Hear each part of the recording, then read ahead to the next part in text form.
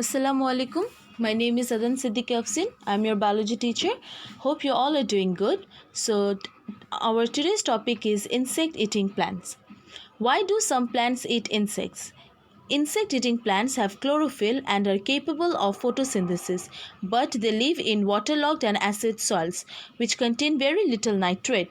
Nitrate is a chemical rich in nitrogen which plants need to make proteins. Insect eating plants obtain nitrogen from the bodies of insects which are caught and killed in various ways and then digested. The figure in this unit describes several examples.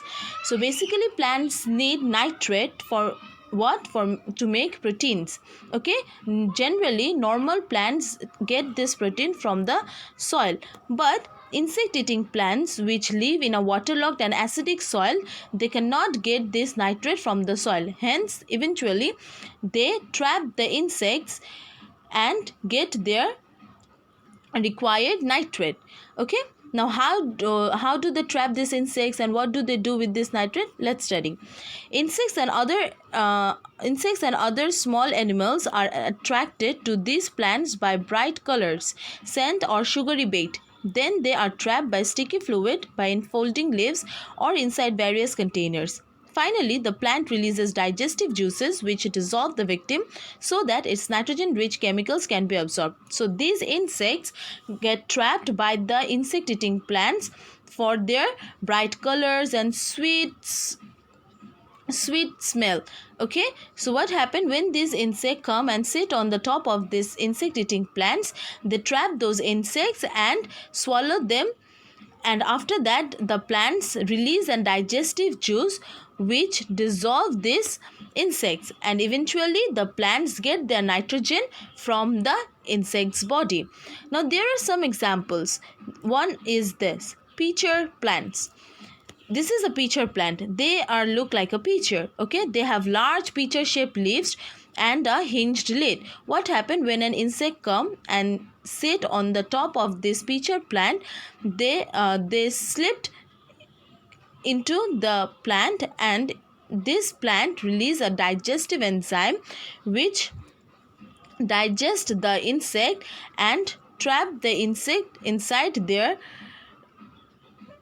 plants. Okay, so its slippery walls and down pointing hairs force insects to the bottom of the pitcher where they are drowned and digested in a pool of digestive juice. So this is how they get the nitrate. Look at the below diagram. This is a Venus flytrap. Okay, this look like a band. So what happens? They remain this open, but whenever an insect come and sit on the top of this plant, they just close their part and they digest the insect. Okay, so the two halves of the leaf snap shut and the insects get trapped, and then again the same process. The plant release the digestive juice and digest the insect, and after that they get their required nitrogen and nitrate from the body of the insect, and with that nitrogen plants make their proteins.